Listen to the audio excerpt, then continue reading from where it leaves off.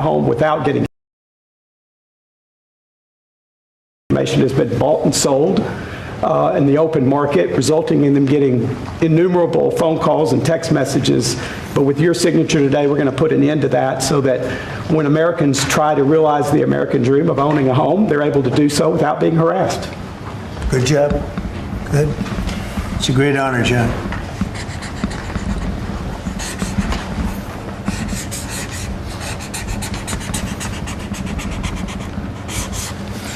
Okay, there it is. And that's going to help a lot of the homeowners of our great country. John, want to hold that? Sure. Thank you, John, very much. Thank you very much. Thank you very much. Okay, Will, you go ahead. And I'd like to leave you with this gift from a constituent back in Tennessee. Oh, I could use that at night. It's an American flag. That's very nice. I like that. Thank you, Mr. President. Thank you very much. That's very nice. Next, we have a number of executive orders for your attention, sir. Okay. From 1789 until 1947, our nation won some of its greatest military victories under the direction of a Secretary of War operating within a Department of War. Today, with this executive order, you will authorize the current Secretary of Defense and the current Department of Defense to once again embrace this great lineage and once again be named the Secretary of War and the Department of War. So this is something we thought long and hard about. We've been talking about it for months into the fall. By the way, a great general. He headed up the, I wouldn't call it an attack. I'd almost call that one maybe even more than an attack. What he did with Iran, you saw the success of that operation. It was perfect. In fact, this was sent to me by the great company that makes that particular B-2 bomber. And it was flawless. It was actually flawless. They flew for 37 hours back and forth, and there wasn't a bolt that was out of condition. There wasn't an engine failure. There was no problem. It was a perfect attack, and it knocked out any possible nuclear capability for Iran, which nobody wanted to see, and we weren't going to put up with. So great job, Dan. And we've been talking about this Department of War. So we won the First World War. We won the Second World War. We won everything before that and in between. And then we decided to go woke and we changed the name to Department of Defense. So we're going Department of War. And I'd like to ask our Secretary of War to say a few words. Pete Hegseth. I think it's a much more appropriate name, especially in light of where the world is right now. We have the strongest military in the world. We have the greatest equipment in the world. We have the greatest manufacturers of equipment by far. There's nobody to even compete. And you see that with this and so many other things. The Patriots are the best. Every element of the military, we make the best by far. So, Pete, I'd like to ask you and maybe Dan Raising Cane to say a few words, please. Mr. President, thank you. After winning a war for independence in 1789, George Washington established the War Department, and Henry Knox was his first Secretary of War. And this country won every major war after that, to include World War I and World War II. Total victory, Mr. President, as you said. Then 150 years after that, we changed the name after World War II from the Department of War to the Department of Defense in 1947. And as you pointed out, Mr. President, we haven't won a major war since, and that's not to disparage our warfighters, whether it's the Korean War, the Vietnam War, or our generation of Iraq and Afghanistan. That's to recognize that this name change is not just about renaming, it's about restoring. Words matter. It's restoring, as you've guided us to, Mr. President, restoring the warrior ethos, restoring victory and clarity as an end state, restoring intentionality to the use of force. So at your direction, Mr. President, the War Department is going to fight decisively, not endless conflicts. It's going to fight to win, not to lose. We're going to go on offense, not just on defense. Maximum lethality, not tepid legality. Violent effect, not politically correct. We're going to raise up warriors, not just defenders. So this War Department Mr. President, just like America is back. Thank you for your leadership and your clarity. We're going to set the tone for this country. America first, peace through strength, brought to you by the War Department. We're back. All right, thank you very much. Very well stated, and really it has to do with winning. We should have won every war. We could have won every war, but we really chose to be very politically correct or wokey, and we just fight forever. And then we'd, win, we wouldn't lose, really. We just fight to sort of tie. We never wanted to win. Wars that every one of them we would have won easily with just a couple of little changes or a couple of little edicts. I was told that ISIS would take 5 years to win, and Dan Kane, when I told him how long would it take, he said, I think about 4 weeks, sir.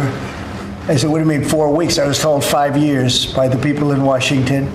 You know who they were? 5 years. I said, you can't do it in 4 weeks. I actually flew to Iraq to meet with him, and I met him at a big air base, and remember that famous day, right? It turned out to be a famous day for our country because you're now the head of the Joint Chiefs of Staff, which is the biggest deal. And he is, because he did things that everybody said he couldn't do. So they said it was going to be 5 years, and he knocked them out in about 4 weeks total, 100%. We took over, and ISIS was gone, and pretty amazing. But we never fought to win, and now if we have to fight it all, we solved 7 wars. We have the one that I thought was going to be probably one of the easier ones, and that's with President Putin and Ukraine.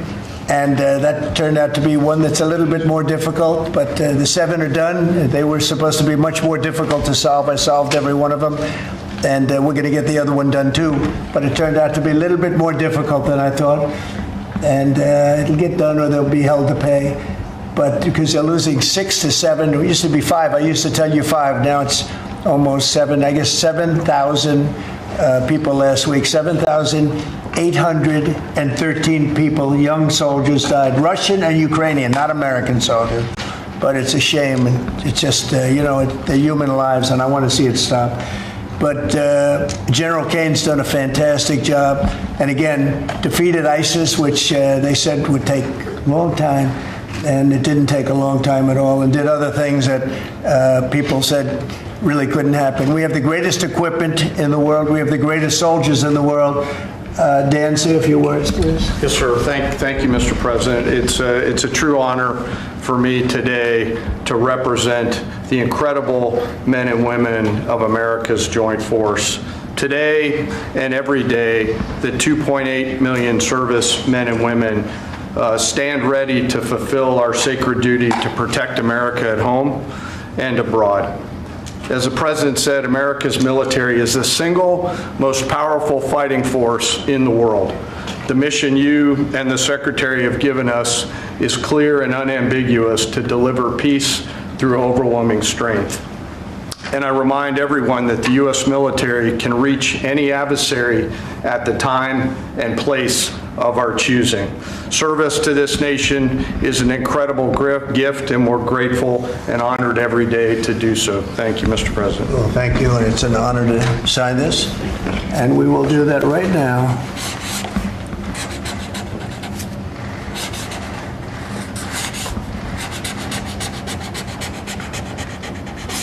I think that's a big one, I'll be honest.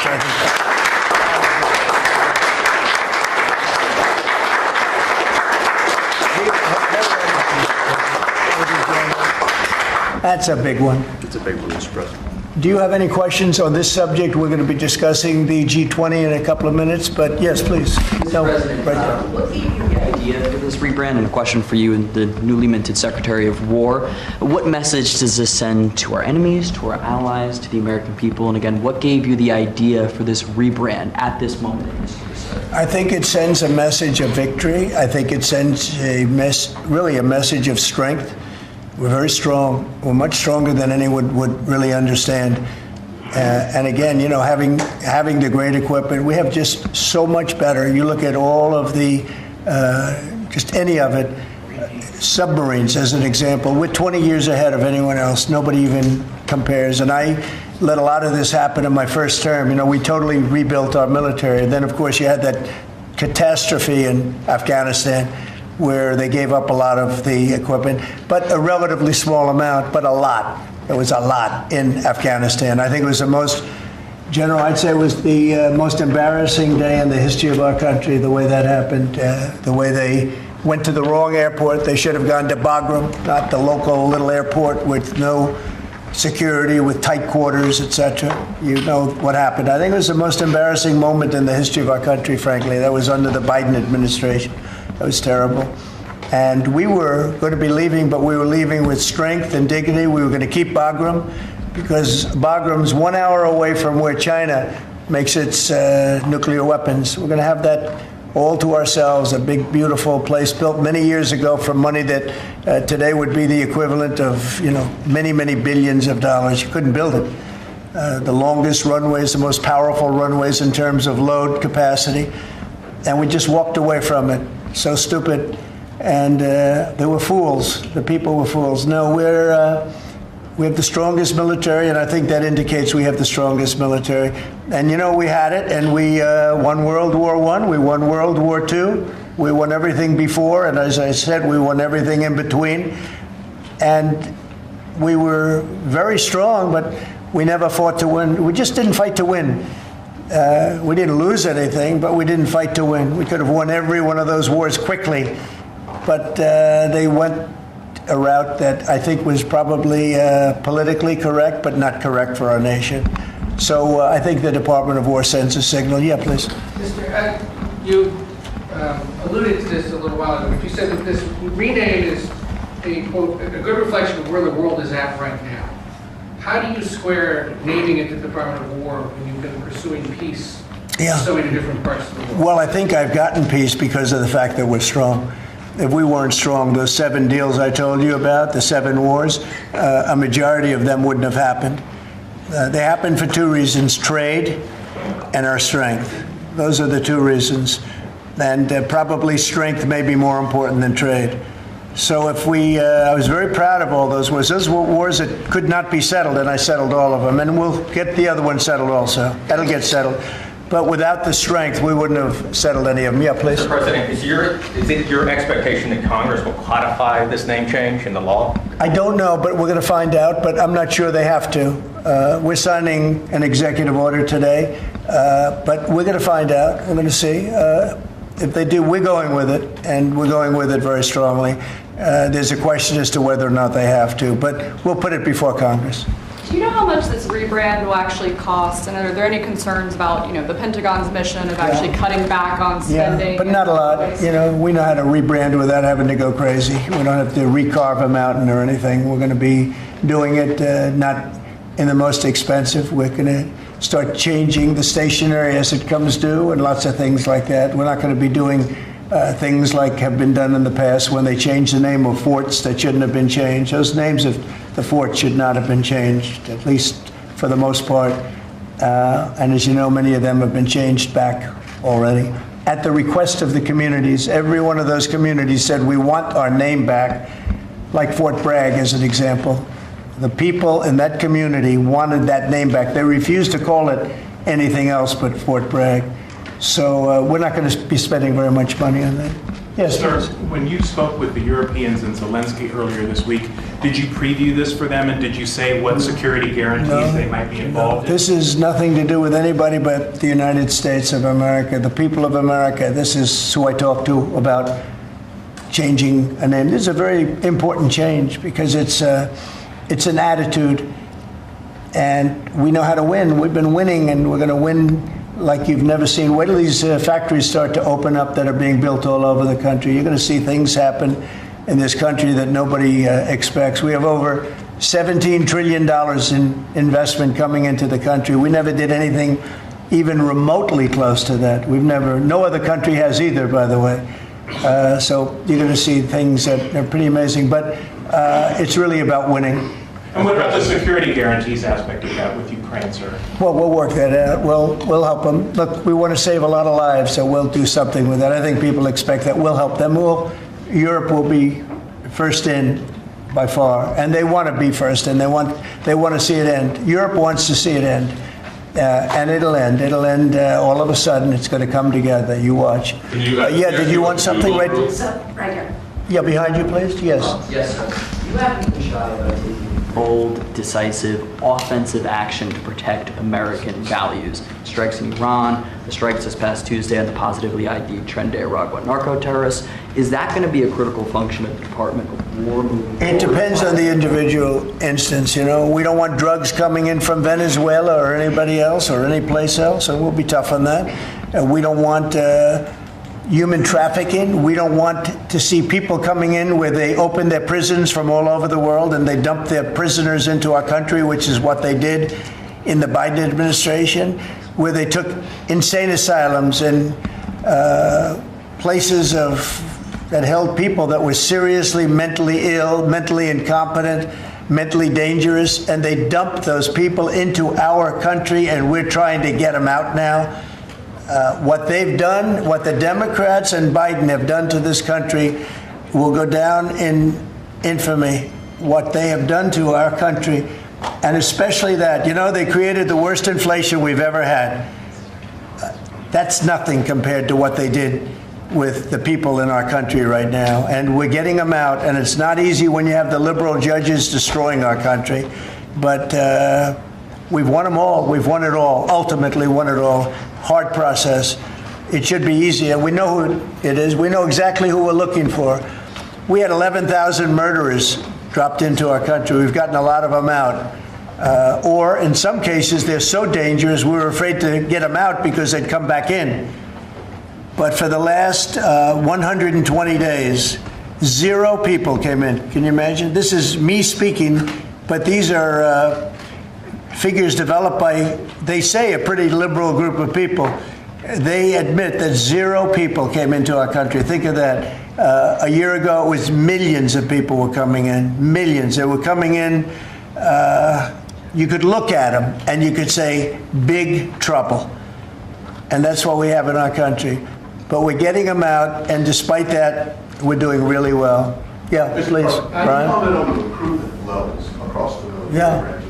Well, the recruitment's the most exciting thing. So when I was campaigning for the office, numbers were coming out that the recruitment numbers, generally, you can speak to it better than anybody, the recruitment into the military, all branches of the military, and police and firemen and everything else. Anything having to do with like a public service, the numbers were horrible, record-setting bad. And now they're record-setting good. We're setting every record every month for recruitment. We're packed in the Army, Navy, Air Force, Marines, Coast Guard. My beautiful I love Space Command. I see Space Command, but Space Force has been, we've got a waiting list of people wanting to go in. A year ago, especially a year and a half ago, you know, when I took the lead in the polls, which was very early, it really helped with the recruiting. And when I won from November 5th on, it's been amazing. And over the last 4 or 5 months, we're just packed. It was very hard to get police officers. Now the departments are loaded up. Everyone wants to be a policeman or a woman. So it's been a great thing. General, do you want to talk about that? Sure. As you said, serving our nation is an incredible gift that we give, and the reward on that gift pays back exponentially year over year. And I think the young people of America are seeing the importance of service, and whether it's in any of our armed services or in local police, fire, or rescue, service is an important thing that I personally encourage, and I know everyone else in government service sees that same reward. And Pete, on recruitment?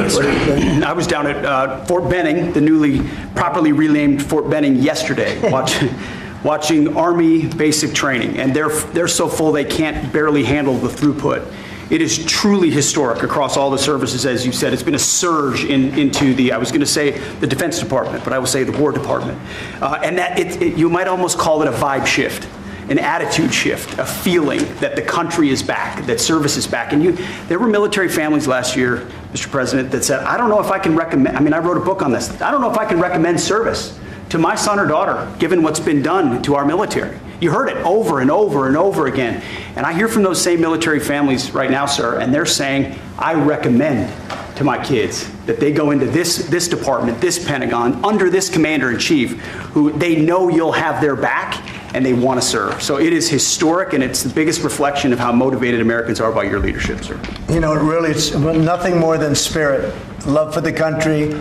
I guess the esprit de corps, as they say, you have more of that than we've had maybe ever, frankly.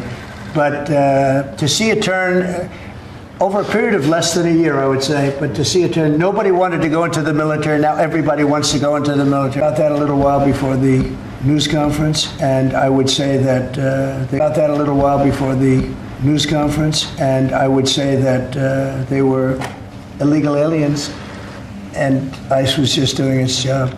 But I know nothing about the instance. It happened a little while ago. Okay? There has been some pushback on that, though, from South Korea already, and of course, they pledged to invest $150 billion in the U.S., and they were just here, last week. Are you concerned? Well, and they have the right to sell cars and things in our country. It's not like a one-sided deal. Are you concerned at all about, your immigration agenda potentially clashing with these economic goals? Well, we want to get along with other countries, and we want to have a great, stable workforce. And we had, as I understand it, a lot of illegal aliens, some not the best of people, but we had a lot of illegal aliens working there. So, look, they're doing their job. That's what they have to do. These are people that came through with Biden. They came through illegally. They came into our country. So we have to do our job. Mr. President, the now Department of War has been involved in the crime cleanup in D.C. You've tasked Congress with proposing and passing a crime bill. What are some things that you would really like to see codified in that crime bill? Well, I think one of the things is the cashless bail. It's killing it. When that came out, the first time, that's when you saw the real big crime start to happen. Cashless bail, what a disaster that is. You murder somebody, you don't have to put up bail, and you go out in the street and you murder somebody else. That's what's happened. It happens so often, and that's one of the things. And other of the things you're reading about, it's a standard, but just a certain toughness. I have to say, one of the elements of fascination for people over the last period of time has been what's happened to D.C. So we've gone from one of the most dangerous cities in our country to what they call a safe city. It's a totally safe city. In fact, I set up dinner in Washington, D.C. next week. I wouldn't have done that, to be honest. I would have had an obligation not to do it before I came into office, or even at the very beginning when things were so corrupt and so dangerous out on the streets. So Washington, D.C. has had virtually no crime. We even have a mayor that's admitting to it, and she's a, liberal Democrat, in all fairness. She's a person that hasn't gotten exactly along with Republicans over the years. And she said she's never seen anything like it. So Washington, D.C. is a totally safe city. We have virtually no crime. It's gone from the most unsafe city in the United States, almost, just about, to one of the safest cities, maybe the safest city in the United States. That's a tremendous compliment to our military, what we did. The National Guard's done a fantastic job. Yeah, please. Mr. President, can I ask about Florida real quick? Florida House Speaker Daniel Perez was at the White House yesterday as part of a leadership summit. Yes. And we understand you met with him separately. Mr. President, what did you two talk about? And also, did you explore him running for Florida Attorney General? I didn't. We didn't talk about that, but he's done a fantastic job. He's respected all over the country, really. He's a leader, and he's done just a fantastic job. We didn't discuss anything having to do with his future. I'm sure he'd be very good at that. My second question, Alligator Alcatraz, sticking with Florida, a major ruling appeals court blocked a federal judge's order to close it, and it can remain open for now. Your reaction? I think they've done a fantastic job in building it, the governor and everybody else that's been involved. It's an incredible facility. It's housing people for usually a very short period of time before they get brought back to their countries. As you know, we focus on criminals before we focus on anybody else, and we're taking thousands and thousands of criminals out every month out of our country, some of them murderers. And I think Florida's done a great job by building it, and whether it's Alligator Alcatraz or anything else you want to call it, I was there. I visited with the governor, with other people. I guess Nikki was there. Tom Homan's been there a lot. A lot of people have been there. It's an amazing facility for what it is. It's not a hotel. It's not supposed to be a hotel, but they've done a great job with it. And I'm very happy with the judge's decision. You also mentioned Venezuela. I want to ask one more follow-up question on that. On the U.S. strike on a vote tied to a Venezuelan drug cartel, the Maduro regime is pushing back today. In fact, they say the U.S. seeks regime change through military threat. Your reaction to those words, and also, would you like to see regime change in Venezuela? Well, we're not talking about that, but we are talking about the fact that you had an election which was a very strange election, to put it mildly. I'm being very nice when I say that. I can only say that billions of dollars of drugs are pouring into our country from Venezuela. The prisons of Venezuela have been opened up to our country. They've taken their prisoners, the worst prisoners, murderers, Tren de Aragua, the worst prisoners that you can ever imagine are now happily living in the United States of America. Now, many of them we've gotten out. It's not easy to get them out because of the liberal system that we're working with in many cases, not in all cases, but millions and millions of dollars and billions of dollars of drugs are pouring out of Venezuela and other countries. Look, China, what they're doing with fentanyl is a terrible thing. It comes through Canada and it comes through Mexico, but a lot of it's coming through Venezuela. Venezuela's been a very bad actor, and we understand that. And when you look at that boat, you see the bags of whatever it is there. Those bags were, you know what those bags represent? Hundreds of thousands of dead people in the United States. That's what they represent. Yeah, please. Mr. President, your reaction to the jobs report this morning? Well, I'm going to talk about that in a minute. We have our great people here, so I'll talk that in a minute. Let's talk about this. We'll give a couple of because these two people want to get to work on the Department of War. So let's keep them first. Mr. President, the DOJ is reportedly considering a ban on transgender people owning guns after the Minneapolis shooting. Do you think they Are we talking in the military? in general? Okay, I thought you were talking about in the military. I'll refer to that then differently. Because it's not a military question, I'll be able to pass on that very nicely unless you'd like to talk about it. Now, Pete doesn't want any part of that question. Yes, please. Mr. President, who do you blame for losing India to China? In your post earlier today in the morning, you did put that out. I don't think we have. I've been very disappointed that India would be buying so much oil, as you know, from Russia. And I let them know that. We put a very big tariff on India, 50% tariff, very high tariff. I get along very well with Modi, as you know. He's great. He was here a couple of months ago. In fact, we went to the Rose Garden and the grass was so soaking wet. It was such a terrible place to have a news conference. I said, well, let's use a beautiful white stone emblematic of the White House, okay? And it's been very well received. But we had a news conference on the grass. That was my last news conference I had on the grass because everybody sunk in. You probably sunk in. Every reporter out there, they ruined their shoes. We made that change. It's been a really well-received change. Yeah, please go ahead. On Venezuela, you've sent F-35s down to Puerto Rico. You've sent naval vessels into the Caribbean. You're concerned about drugs being illegally sent into the United States. Yeah. How do you describe this buildup, this situation? Well, I just think it's strong. We're strong on drugs. We don't want drugs killing our people. I believe we lost 300,000. You know, they always say 95, 100,000. I believe they've been saying that for 20 years. I believe we lost 300,000 people last year. I know families that lost their son. Those families will never be the same. I know a family lost a daughter, a beautiful daughter. In fact, it was like she took something that she thought was like a minor deal, and it turned out to be riddled out with fentanyl. The size of the head of a pin, and you're dead. And no, we're stopping the drugs. We're going to save a lot of people. Look, whether it's 100,000, but it's not. It's 350,000 people died last year from drugs. And pretty much between Gettysburg and all of that, the Civil War, we lost, 600,000. So we're losing half of that every year to drugs. We're not going to do it. We're not going to allow it to happen. You think of the wars. If we lost 600,000 people in a war, but we lose that every 2 years, more than that. So it's 300 to 350,000 people.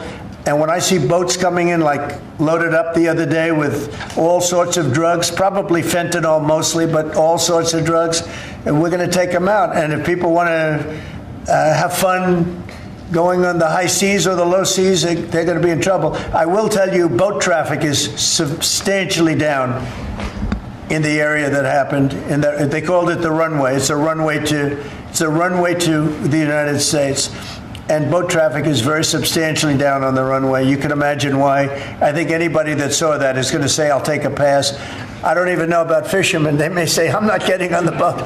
I'm not going to take a chance. What happens if Venezuela flies jets over U.S. naval vessels again? Well, I would say they're going to be in trouble.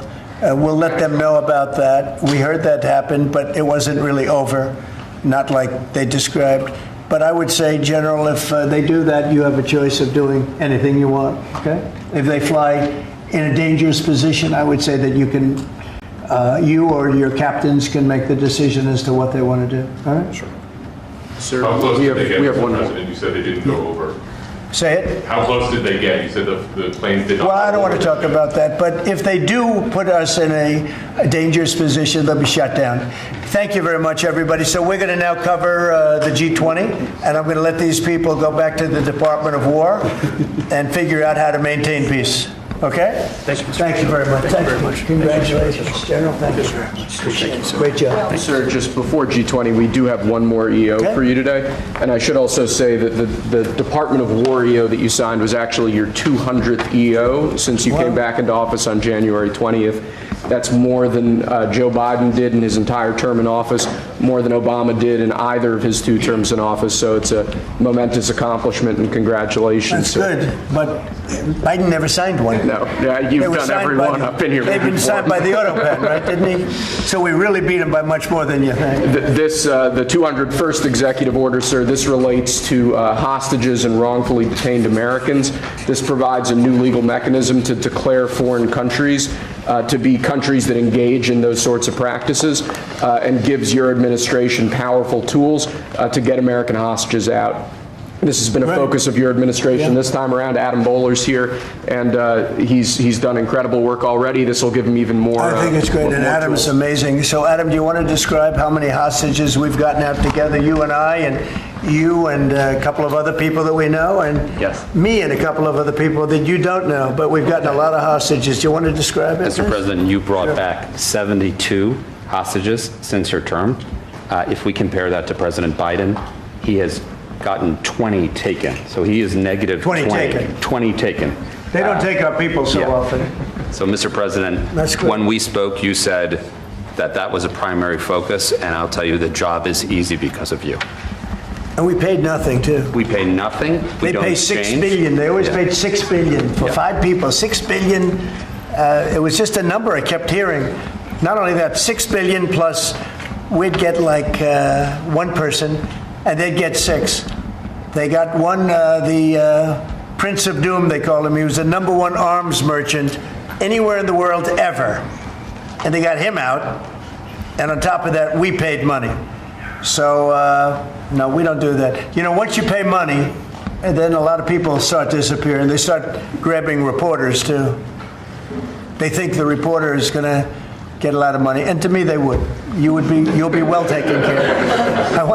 I better stress that, because otherwise we have headlines. He said this or he said that. No, I'm not smiling about it, but they would. They'd be grabbing reporters. They'd be grabbing everybody, and especially when you pay the kind of money that Biden and Obama, they used to pay money that was crazy. We don't pay, and if you don't pay, they find it to be not a lucrative business anymore. That's fantastic. Would you like to say something? Julia. It's really Spihar, Special Envoy Bowler, it's Rick Grenell, it's Steve Witkoff who brought Americans home. But with this EO you are signing today, you are drawing a line in the sand that U.S. citizens will not be used as bargaining chips, and it provides your Secretary of State, Marco Rubio, the same tool set to punish states who take our citizens wrongfully the same way that we can punish those who sponsor terrorists. This is a very significant EO you are signing today, sir. Thank you, Sebastian. Very good. You're doing a great job, too. And this is your Director for Hostage Affairs at the NSC. Yes, and I hear. So Julia was seminal as well to all of this. I heard you're doing unbelievable. Would you like to say something? Absolutely. It's a outstanding EO, absolutely unprecedented action against those foreign adversaries who would take our people. They now know they are on notice, and it's not acceptable. And if you take our people now, you will pay.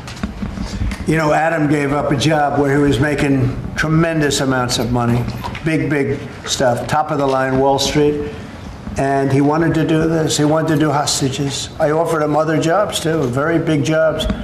He said, I was shocked actually, he didn't want them. He wanted to do hostage negotiation, and pretty amazing. Thank you very much. Appreciate it. Appreciate it. Thank you all. Do you have any questions for them on this very important subject? I think it shows a lot of your leadership as far as fighting for Americans and fighting for humans, and to think that, Joe Biden went in negative territory. Oh, he went way negative. Way negative, and you're actually making progress on this. I think this does send a message to the world that we don't negotiate, we're going to stay strong in that type of what they call business. Well, one little anecdote that may be of interest. We were told by numerous families who had missing loved ones during the Biden administration that this building, Biden's National Security Council, told those families not to talk about their missing loved ones, to be quiet, not to create any pressure on Biden and on Jake Sullivan, the key propagator of the Russia hoax. This administration has met with those families on a weekly basis. Right. People like Adam, yourself, sir, your envoys are doing everything to get every single American home. Not to tell them not to talk about their loved ones, but bring them home. Well, I can tell you one story that was amazing. A few weeks ago, very little written about it, but there should have been. But it was a very nice gesture. The head of Belarus, who's a very respected man, strong person, strong leader, he released 16 hostages. John Cole, a lawyer who works for me, great lawyer actually, one of the greatest lawyers. But John Cole was over there, and he heard that they had hostages. And you know about this. 16 people he released. And I just want to thank the head of Belarus. But while John was over there, they had, I believe, another 1,400 hostages. Now, not from us, from places all over the world.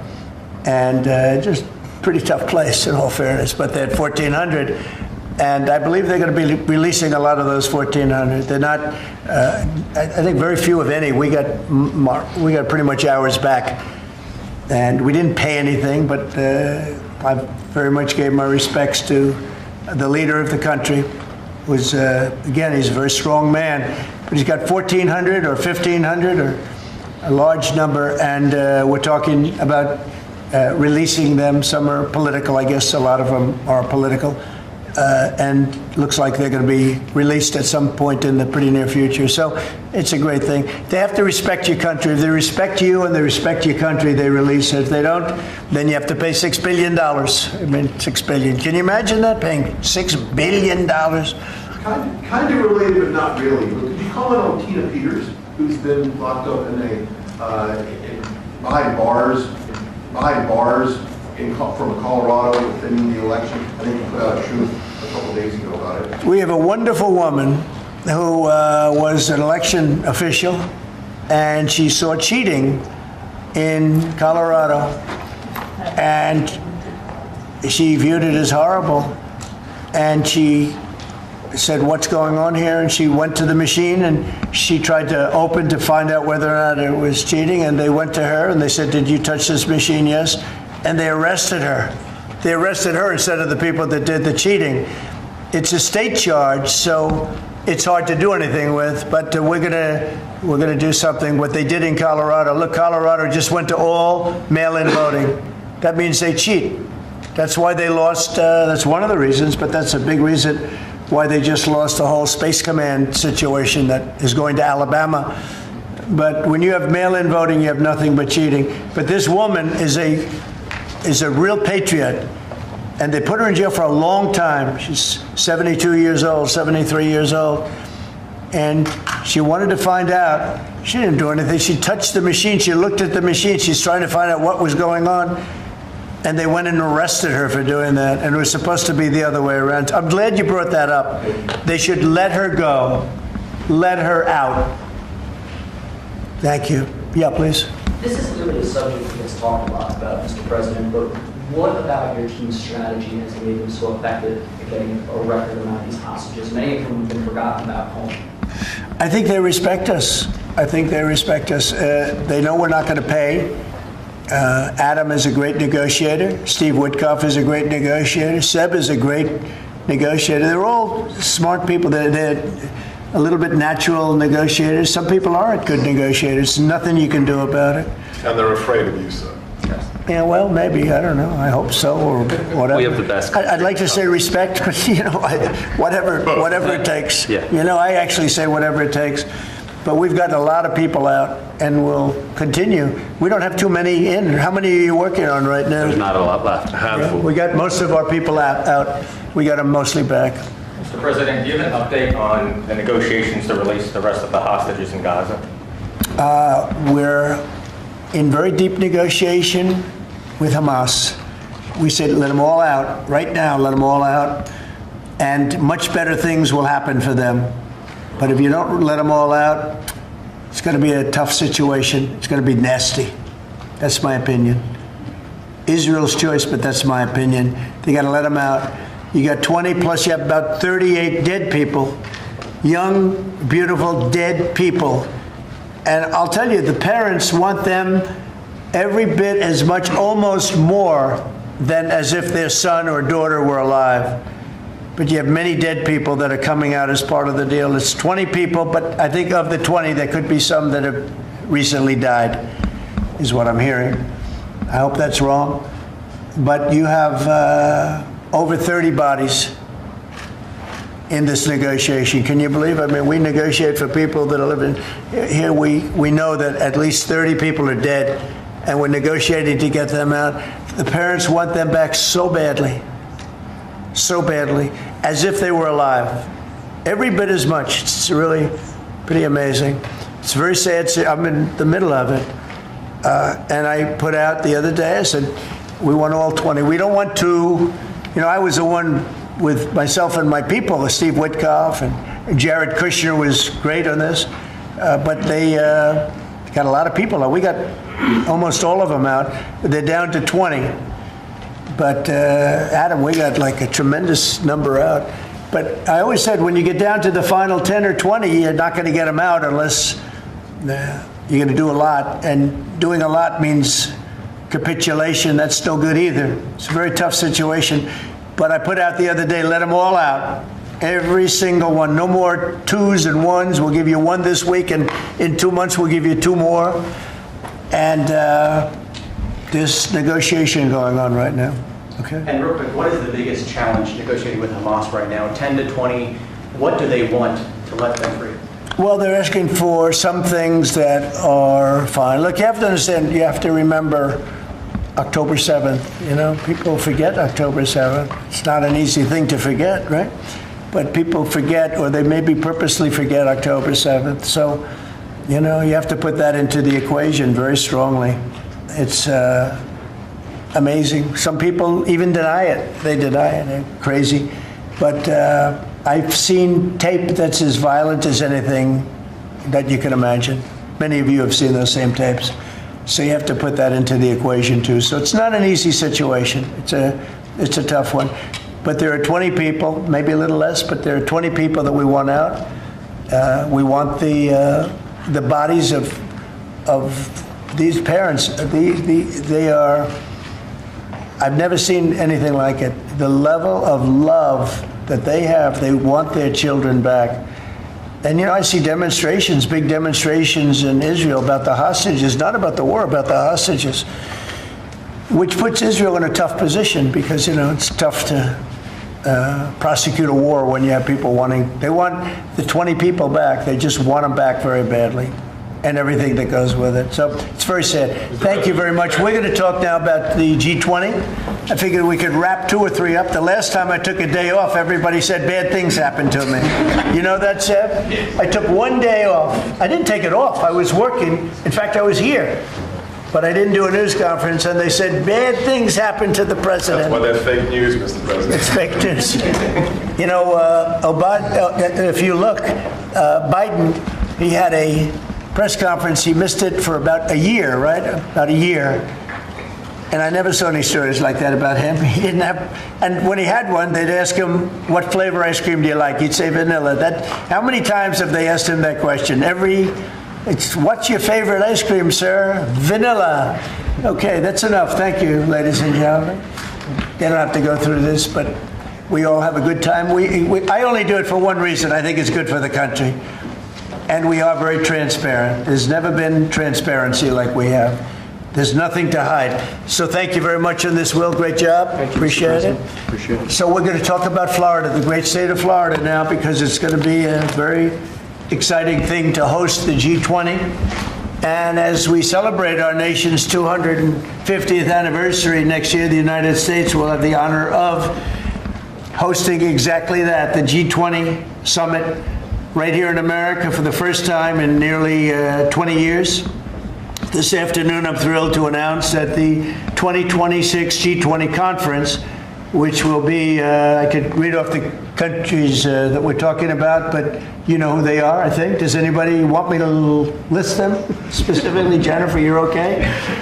Okay, but will be held in one of our country's greatest cities, beautiful Miami, Florida, where we have the mayor with us, Mayor Suarez. And I want to thank Francis for being here. I thought he might be in this office. You know, he almost got there. There's a couple of votes. Right? A couple of votes. It's not as easy as they think. Right? It's not that easy. But he's an amazing guy, very popular in Florida. The agenda for next year's summit is being organized by Treasury Secretary Scott Bessent, who is right here. Hi, Scott. I saw him standing over there, nice, tall, good-looking guy, but he moved very quickly. Carolyn, you did a good job. Does Caroline do a good job, would you say? Is she a star? How do you compare her with the last administration's person? No? You don't want to get into that? Yeah, I think we're very happy with Caroline. But Scott Bessent is talking about a good job. He's done a fantastic job, and we're very proud of him. He's very much involved with the G20. And the NEC director, Kevin Hassett, who's truly a talented guy, and he's certainly being thought of to go to a different position, and we'll find out about that pretty soon. I don't know, would you like to be there? I won't ask you that. I think, who wouldn't want it? I think it's the greatest position in the world. You know, you come out, you make a speech, and then you go away for 30 days or 40 days, and you come out, make another speech, the market goes up or down, depending on what you want to say. I've never seen an easier position than that. Unfortunately, you need good instincts, so we have somebody in there now that doesn't have them. We call them too late. But it will focus on unleashing economic prosperity by eliminating the burdensome regulations, unlocking affordable energy, and pioneering new technologies. And it's going to be very important. The United States is already leading by example, and America is the hottest country anywhere on earth. We have more being built under construction now than they think anybody that they've ever seen. I mean, literally, some of these places are just really unbelievable what they're building, the size. You know, if you spend $50 million on a shopping center someplace, that's a big building, pretty big building. But when you spend $50 billion on essentially a building, that building's going up for $50 billion. They're going to be building their own electricity. And many of them have been given permits already to go, and they're starting construction. Some have started construction quite a while ago, and very early in the administration. We let them do that. You know, we have a grid that's obviously an old grid. It's been around for a long time. We could never handle the kind of numbers that you're talking about in terms of electricity, and we're letting them build their own plants. They build their own plants with their structures. So they build their structure, they build their buildings, and they build an electric producing plant with it. like Con Edison in New York that I grew up with, and like others that make electricity, they make it for New York. These plants will make it for their building, for AI. Then you have a lot of the car plants going up. Most of them won't need that kind of electricity, but they have the right to do that also. So we're allowing companies to build electric plants. They become, essentially, Scott, I guess they become utilities, right? If you think about it. And it's very exciting. We're going to end up with more electricity than China, and it's going to be built at no cost to us. And I'm telling them, build more than you need, and you'll sell it back into the grid. So they'll be able to sell it back into the grid on top of everything else at no cost to the American taxpayer. It's very exciting. And frankly, if we didn't do that, we wouldn't be leading with AI. We wouldn't be probably even doing any AI. It would be 20 years to get an approval. So they're building massive amounts of electricity as we speak.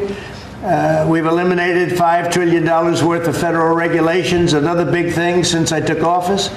And if you remember the first term, we took out more regulation than any other president in history times. You could add the top 4, and they wouldn't come anywhere close to what we were. That's one of the reasons we had such the most successful 4 years of any president economically, and this is blowing it away. I think this will blow it away when these plants start to even getting close to opening. I think you're going to see numbers that we've not seen before. And we've increased oil production by more than 300 barrels a day. That's a lot. Blue-collar wages are rising at the fastest rate in 60 years, and trillions of dollars of investment is pouring into the USA. It's going to be over $17 trillion very shortly, and nobody ever thought a thing like that was possible. What made it possible were, number one, they were happy with November 5th. They were happy with the election. And number two, the tariffs are bringing countries in. I mean, it's so vital to our country. It's before the courts now, and I hope we're going to do very well. We had 4 great opinions just come out, as you know, from judges. In a couple of cases, there were Obama-appointed judges that felt they had to do what was right for the country. So I respect that greatly. I respect them for doing it.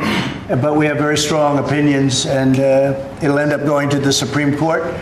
And it's just vital for the country. Vital, absolutely. We're at a level that we've never thought we'd be at, and it's because of the tariffs. Countries are pouring into our country because of you avoid tariffs if you build here. If you don't build here, you pay a lot of money. But if you build here, so what people are doing is they're coming in, they're building here. No different than what other countries have done to us. But we have a big advantage over other countries. We have a market that we built up during our 4 years that was amazing. We took a commanding lead during that 4-year period. So it's a very exciting thing, but I look forward to showing our incredible success to the world when we visit Miami next year. And I'd like to ask Mayor Suarez, truly a highly respected gentleman who's loved in his city.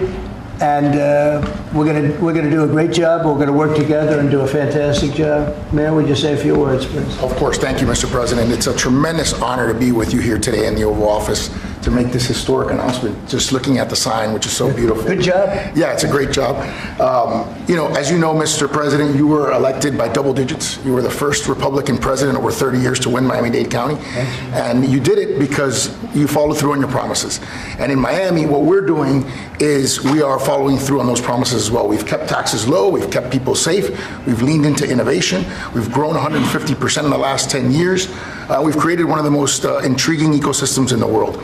And this decision is not only generationally important for the city, but it puts the city on the map as one of the truly great global cities. So on behalf of all of the workers of Miami, those that work in the hospitality industry, I know you own many hospitality assets and properties, all of the small business owners who are going to benefit economically from having the G20 in Miami. Tremendous benefit. It's going to bring in millions and millions of dollars. We just say thank you. We thank you for believing in us. We thank you for highlighting our city in a time when we have the lowest homeless rate in 11 years. We're on the precipice of having the lowest homicide rate in history and with the lowest taxes. So we're following your America First agenda, and we're creating success in, Miami's the greatest city in the world. we believe. Thank you, Mayor. We'll see you down there. We'll see you down there before then, but we'll see you down there. Scott, would you like to say a few words? Yes, sir. So we're excited to have the G20, and what's important about the G20, President Trump's America First initiative does not mean America alone. It means America leads. So we will be holding the G20 in the capital of the world, Miami, next year to showcase the beginning of President Trump's second term. Will be a year and a half into it. We will have done peace deals, tax deals, trade deals. We've made the U.S. the best place to come, start a business, have tax certainty, energy certainty, and regulatory certainty. And it's going to be an exciting event.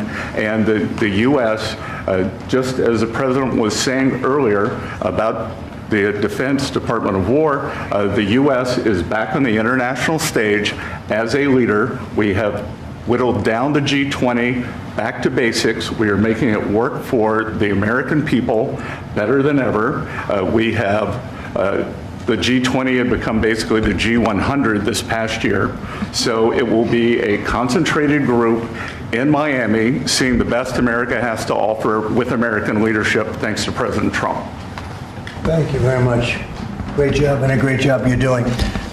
Kevin, would you like to say a few words? You know, Mr. President, I think this G20 meeting, where the world leaders will come to the great city of Miami, is going to be viewed as one of the most important meetings in global history, because what's going to happen is the golden age is going to be documented so well in the data by next summer that you're going to have one of the best speeches written for you that you've ever seen, because we're just going to be talking about the accomplishments of the next year. I think so. A lot of these plants are going to be open by then. Yeah, exactly. And a lot of jobs are coming in, like I think we've never seen before. It's going to be great.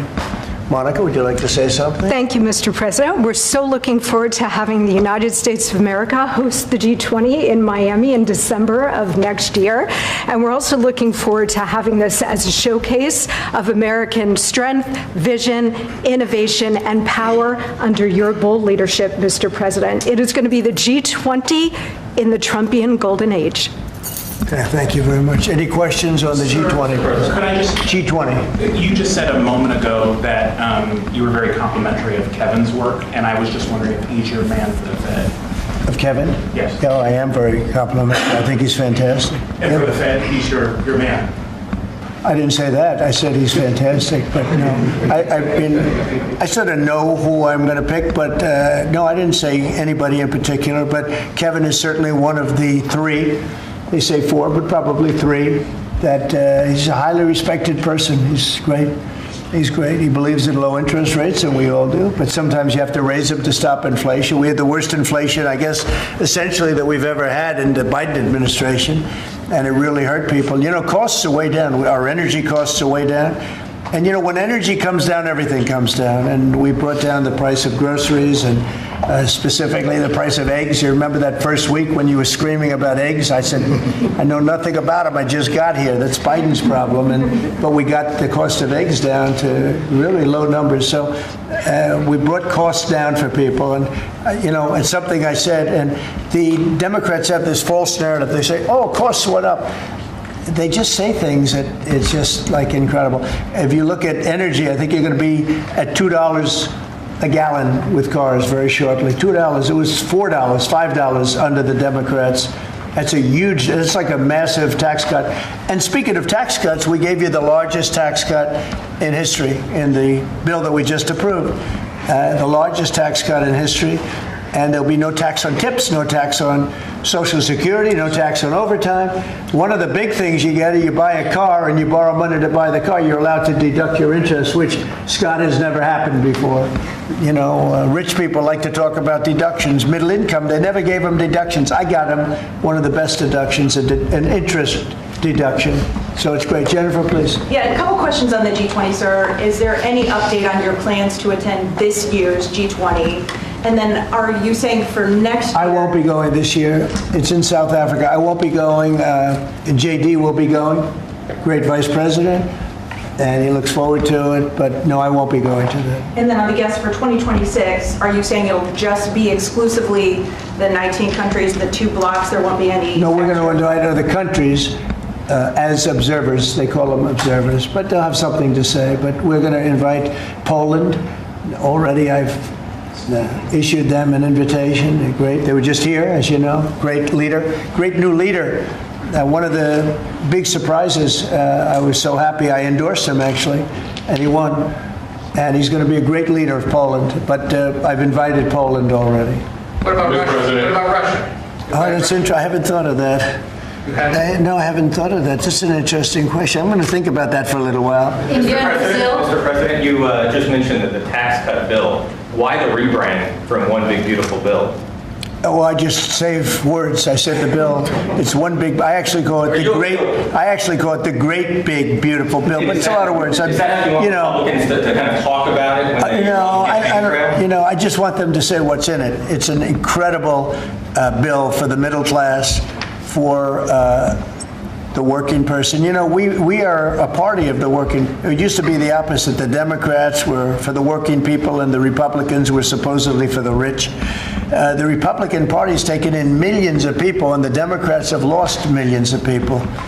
They've gone crazy. Honestly, I think they're crazy. What's happened to them, I don't know. They suffer major Trump derangement syndrome, and it's turned out to be actually a disease. But it's a disease of weak people and stupid people, because all we do is we cut taxes, we create great policy. Their policy is so terrible. They refuse to acknowledge, as an example, I see today, it's a big debate again, the women, they don't want men playing in their sports. They don't want it. The Democrats want men to play in women's sports. I saw the great governor, we have Governor Youngkin, talking about it today, that the woman who's running against our Republican candidate, who's excellent, is like so much into the, men being able to use women's bathrooms. Okay, what's that all about? Men playing in women's sports, wants open borders. Again, they want actually, after what we've gone through with millions, I think 25 million people came in from prisons, from mental institutions, drug dealers, drug addicts. They're pouring into, they poured in, now we have none coming in. The border's been sealed for a long time, actually almost since I got into office. Remember when the Democrats said we need legislation? I didn't have any legislation. I said close the borders. And now the borders, for the last 4 months, not one person has been allowed to come into this country illegally, not one. Done by people that would normally like to see you look bad. Those are the numbers. So it's been an amazing job. Yeah, please. Mr. President, this is going to be a major event and a major meeting for South Florida, for you, for Mayor Suarez. I know this is not until next year in Miami, but do preparations begin today? And if so, what is being done? They've already begun. We first had to deconflict our Basel with the dates, and so we have already started doing that. And so thanks to the president's team. He started a long time ago, actually. If you knew him, he was working on this long before this press conference. Yes, sir. It's in good shape. It's going to be great. Mr. President, we learned this morning that we've lost 78,000 manufacturing jobs this year. How do you explain it? Well, one thing we have is, we have the interest rates are too high. That was, a matter of the Fed. But the other thing is so many different elements aren't included yet. And one of the things we've learned, and we learned that the hard way, watching over the last few months, are the corrections that people have been making. They'll say you're losing jobs, and then they'll say, by the way, we have a correction a month later of, 100,000 jobs are missing. They actually had a correction once of 850,000 jobs. But I'll let Kevin just speak about that a little bit, because I heard him speaking about it this morning. I thought he did very well. Please. Thank you very much, sir. Well, I think that if you look at the indicators, there's capital spending boom, industrial production at an all-time high. The Atlanta Fed says GDP now is north of 3%. And so all the indicators are saying that things are really strong. And what we've also seen is that Goldman Sachs put out a study yesterday that said that the August number tends to be really messed up because of seasonal adjustment things, and they tend to be revised way up. And so I think if they were revised up, which has happened on average over the last 15 years by about 60,000, then everything else would make sense. But right now we're puzzled about the BLS numbers and looking forward for new leadership there to make it so that the numbers are more reliable. And again, we're building, they've started building all of these factories and plants, including car factories. Car factories are coming back. We lost more than 50% of our car production over the years. And I think we're going to get all of it back. It's coming back in really rapidly. Really, we're building a lot of car plants. Indiana, places that you don't think of it so much are taken, but also Detroit, lots of places it's coming in where I think we're going to get everything. We've lost it over a period of 40 years, and I think we're going to get it all back in a very short period of time. And big ones, big plants, incredible plants that were never going to come back. Without the tariffs, they wouldn't have come back. And I think without the election on November 5th, they wouldn't come back in. The election was very important also. Yeah, as we've been here, Mayor Adams of New York has announced that he's staying in the mayoral race there. Can you react to that, but also tell us? No, I mean, he has to do what he wants. I mean, he's free to do what he wants. It would seem to me, and everybody in this room, including you, that the only way you're going to beat the communists, because you have a communist running, which is fine. I'll have to deal with a communist in New York City. I never thought that was going to happen. This is something I didn't think was going to happen, Scott. You're going to have to explain this one, because we're going to have a communist mayor. It would seem to me that if he stays in, if you have more than one candidate running against him, it can't be one. If you have one candidate, if he's the right candidate, I would say that Cuomo might have a chance of winning if it was a one-on-one. If it's not one-on-one, it's going to be a hard race. And we'll get used to a communist, and he's going to have to go through the White House and get approvals for everything. And we're going to make sure that New York is not hurt. We want to make sure that New York is cherished and taken care of. And so I didn't know he was running or not running. But you didn't offer him an ambassador? No, I didn't do that. No, I wouldn't do that. It's nothing wrong with doing it, but I didn't do that. We asked about the G20. We understand that it'll be held at Doral. Yes, it's going to be at Doral, yeah. You considered that with the G7 last time. You decided against it. Why go forward with it now? Well, I think that everybody wants it there because it's right next to the airport. It's the best location. It's beautiful everything. They actually requested that it be there because location is the best. And we will not make any money on it. We're doing a deal where it's not going to be money. There's no money in it. I just want it to go well. And it's going to be each country will have its own building. I think it'll be really a beautiful thing. And Doral's been very, very successful. One of the most successful properties in the country. And, frankly, it's the problem is in December, that's the biggest month in Florida. So, using it for, you can't get a room in Florida in December, January, et cetera, that area. And that's the time we're talking about. So from that standpoint, it's not good, but we want to make sure it's good. I think Doral would be the best location. And again, they'll have their own buildings. It'll be incredible for them.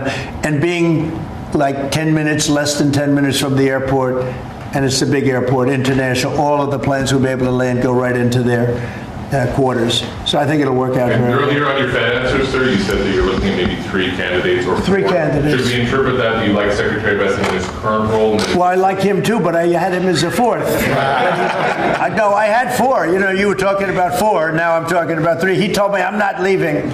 So he wants to be doing, and if he was leaving, he would certainly be one of the people I'd want. But I asked him specifically. I could ask him right now, would you rather stay where you are as treasurer, or would you rather go to the... Sir, I'm the only person on the planet who does not want the job. Okay. He really told me, he said, I love what I'm doing. Should we assume I wouldn't want to really take him because he is doing a great job. Are the top 3 still then Mr. Mr. Waller? I am looking at Kevin also, and I'm looking at, I would say you could say those are the top 3. Good job. That's very good. Just to clarify, so you're saying you believe Andrew Cuomo would be the best one-on-one candidate against him? Well, I think if I'm only going by the polls. It's not an endorsement or anything. It just seems that he's second. And what you do to win is you take the guy who's second and you hopefully add 1 and 2. But maybe if the 1 isn't getting out, then he's not getting out. And that's okay. I think the mayor's a very nice person. I helped him. He was got caught up in a scam by the Biden administration, what they did. So I helped him out a little bit, but I would understand why he doesn't do it. I do think this. I think if you have more than 1 candidate, we've got ourselves a communist mayor in New York. And I don't like communist mayors. I don't like them. Yeah. You passed the One Big Beautiful Bill, sir. 5 months, all these slew of events next year. World Cup, G20, All-America 250. Given this, what's your economic outlook for the year 2026? How much growth do you think is reasonable for us to expect economically next year? Well, I heard, and we were on a very downward path with Biden, and I heard that the most we could do is 1% GDP, and now I'm hearing 3.2% and 3.5% and all. And our big year won't be really next year. I think it'll be the year after, because when these plants start opening up, it takes a period of time to build them. We're going to have tremendous job growth. It's unprecedented.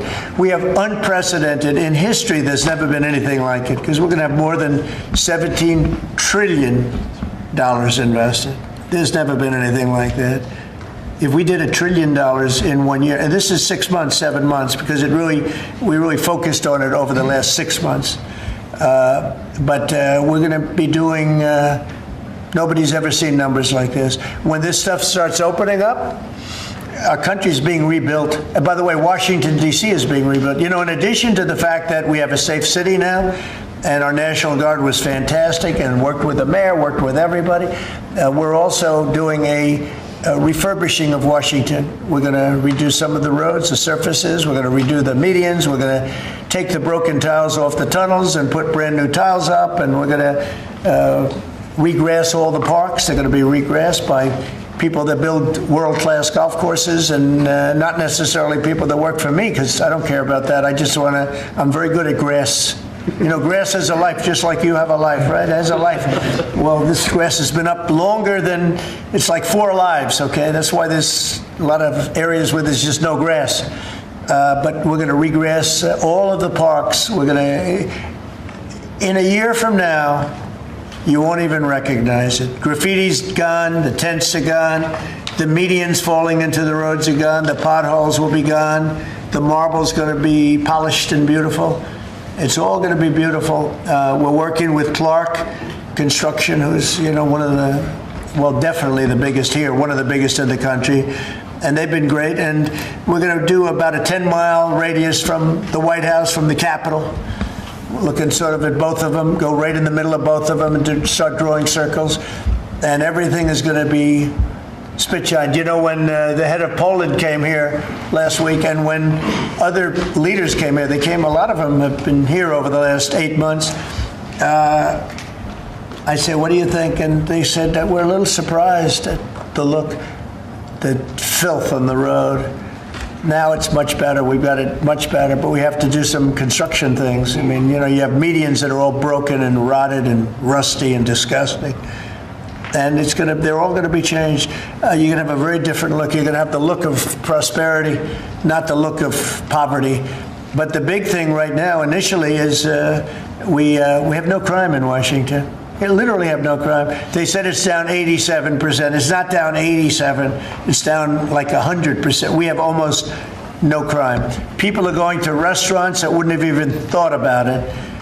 And I know families that have gone 4, 5, 6 times to restaurants over the last few weeks. And you people are in the same category. I mean, yes? I agree on that. Thank you. It's a whole different place, right? Yes. No, that's very nice. And you're so tough usually. I like her now, right? No, because she was truthful. Is that a correct statement, Brian? Yes, sir, it is. I heard you were actually mugged. You're a big, strong guy. I can't do anything when he has a gun. No, you can't. You say, thank you very much. Right? Can I follow up on the beautification of D.C.? Yeah. It's an amazing job of crime. Yeah. Just out front of the White House is a blue tent that originally was put there to be an anti-nuclear tent for nuclear arms. It's kind of morphed into more of an anti-American at sometimes, anti-Trump at many times. Where is this blue tent? Right in front of the White House on the north lawn on the other side of the Black Gate in Lafayette. I haven't known this.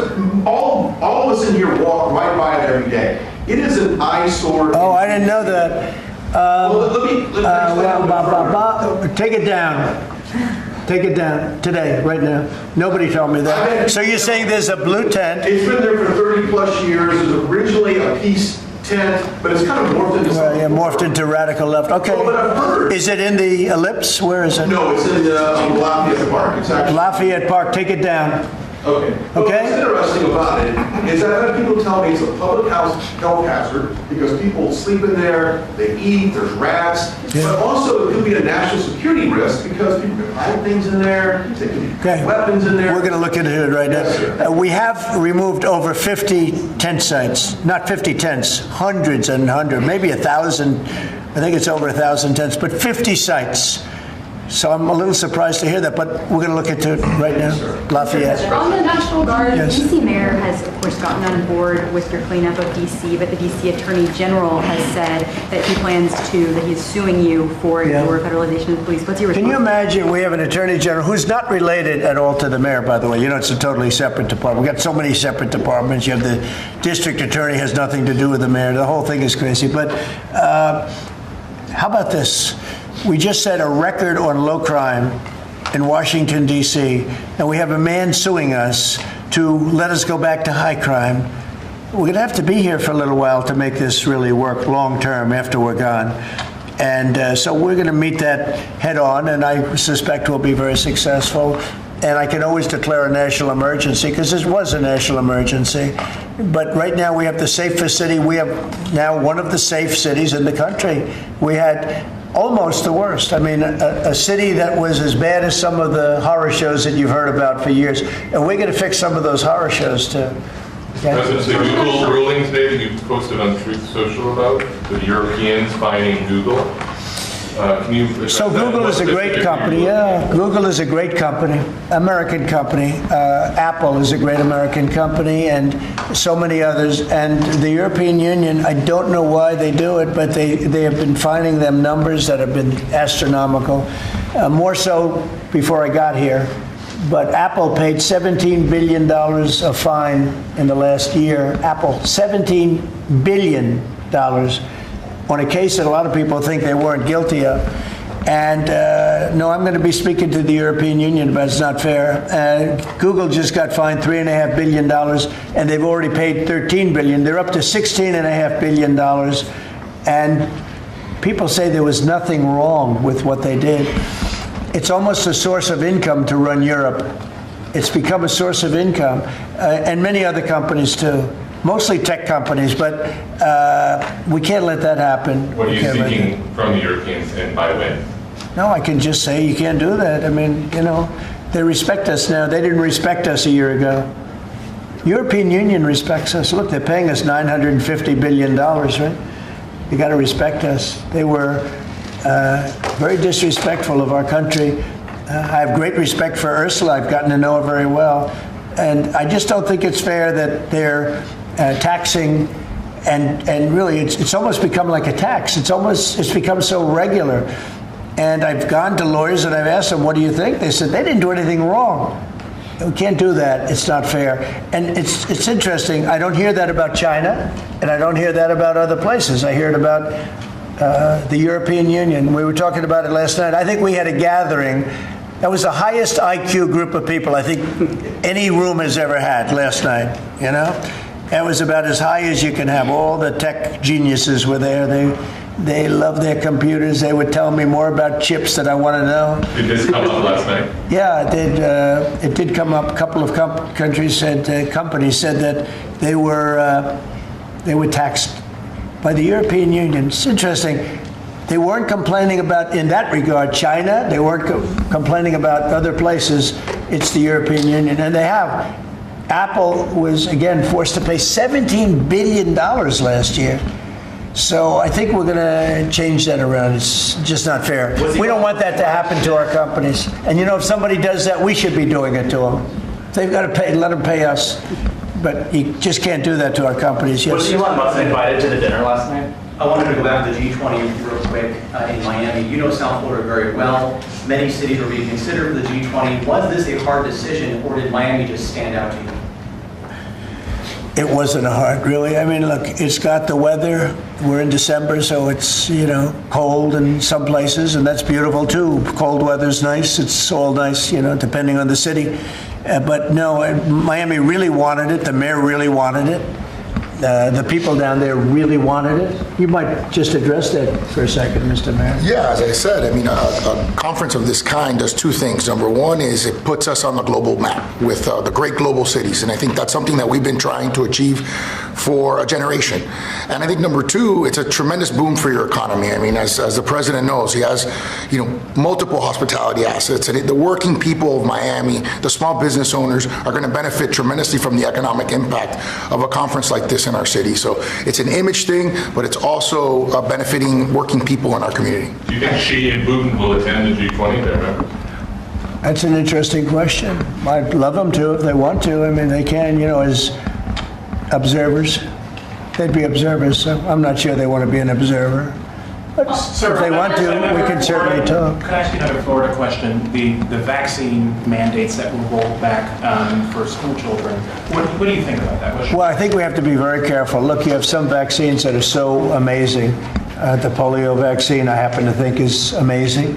A lot of people think that COVID is amazing. There are many people that believe strongly in that. But you have some vaccines that are so incredible. And I think you have to be very careful when you say that some people don't have to be vaccinated. It's a very tough position. So I'd give you an answer. I'll give you a feeling. But just initially, I heard about it yesterday, and it's a tough stance. Look, you have vaccines that work. They just pure and simple work. They're not controversial at all. And I think those vaccines should be used. Otherwise, some people are going to catch it, and they endanger other people. And when you don't have controversy at all, I think people should take it. Okay? One more follow-up on your comments on the taxes. On the upcoming tax bill, are you discussing, do you want that new tax bill to eliminate inflation from calculating capital? When you say the upcoming tax bill, because when you have an upcoming, we just passed the biggest tax cut in the history of our country, so there's nothing upcoming. There's something that we just passed. So we passed the biggest tax cut in the history of our country for the middle class, for the worker, and that's the only bill that we're really talking about. We did a good job. It's very comprehensive. And I will say the Democrats, if you gave them every point that they wanted, every point that they've dreamt of all their lives, you wouldn't get one Democrat vote. They really are. They've become deranged, sick. It's crazy. If you gave them a list of the top 10 things that the Democrats wanted and you put them in a bill to get passed, you wouldn't get one vote. It's the only thing they have. They stick together, but they're dying. I mean, they're down to 16% approval rating, the lowest rating in history for either party. And we have the highest rating we've ever had. The Republicans have the highest rating we've ever had. On the National Guard, have you decided which city that you want to go into next? Yeah, I have. I have. I'm not going to say it now, but yeah, I have. We're going to go into another place and straighten it out. And I will say this: I watched today. I didn't know that was continuing to go on, but Portland is unbelievable. What's going on in Portland? The destruction of the city. Are you going into? Well, I'm going to look at it now because I didn't know that was still going on. This has been going on for years. Have you decided you So we'll be able to stop that very easily. We'll be able to stop. But that was not on my list, Portland. But when I watched television last night, this has been going on. You wouldn't be standing if you were the mayor. You would be. Can you imagine what they're doing? They're walking in, throwing smoke bombs into stores. These are paid terrorists. Okay. These are paid agitators. These are professional. I watched that last night. I'm very good at this stuff. These are paid agitators. They get paid money by radical left groups, not radical right groups, radical left groups. And they get paid a lot of money. And you see it with the signs. They all have perfect signs and are printed. They look as good as that sign. Those signs aren't made in basements. They're made at professional printing offices, and they cost a lot of money. These are paid agitators, and they're very dangerous for our country. And when we go there, if we go to Portland, we're going to wipe them out. They're going to be gone, and they're going to be gone fast. They won't even stand to fight. They will not stay there. They've ruined that city. I have people that used to live in Portland. They've left. Most of them have left. But what they've done to that place is it's like It's like living in hell. Yeah, go ahead. Thank you for your statement before. AP is reporting that you would be banning visas to delegations who will be attending the UNGA, the UN General Assembly, including Brazil. Your reaction on that, sir? That who's banning them? The Trump administration. Well, we are talking about things. We're very upset with Brazil. We tariff them very high because of the fact that they're doing something that's, very unfortunate. I love the people of Brazil. We have a great relationship with the people of Brazil, but the government of Brazil has changed radically. It's gone very left. It's gone very radical left, and it's hurting Brazil very badly. They're doing very poorly, very, very poorly. So we'll see. And are you ready to reset relations with India at this point? I always will. I'll always be friends with Modi. He's great. Prime Minister, he's great. I'll always be friends, but I just don't like what he's doing at this particular moment. But India and the United States have a special relationship. There's nothing to worry about. We just have moments on occasion. How are trade talks going with India and with other countries that you haven't reached a trade deal with, Secretary Vestager? They're going great. Other countries are doing great. We're doing great with all of them. We're upset with the European Union because of what's happening with not just Google, but with all of our big companies. They just, hit them with these these unbelievable fines, $17 billion and $14 billion. And they use that money to run Europe. It's almost become like common. It's almost become a yearly occurrence, like it's a tax. And so it's very unfair. I want to thank you all very much, and we'll see you around. We're going to see you in Florida, but we'll see you a little bit before that, I suspect. Okay? What are you having for dinner? Thanks, guys. Thank you, Well, I'll be having something good here. I'll be at the White House. Thank you. Thank you very much. Thank you, guys. Thank you. Thank you. Thank you. Thank you. Thanks, guys. Keep moving. Thank you, guys.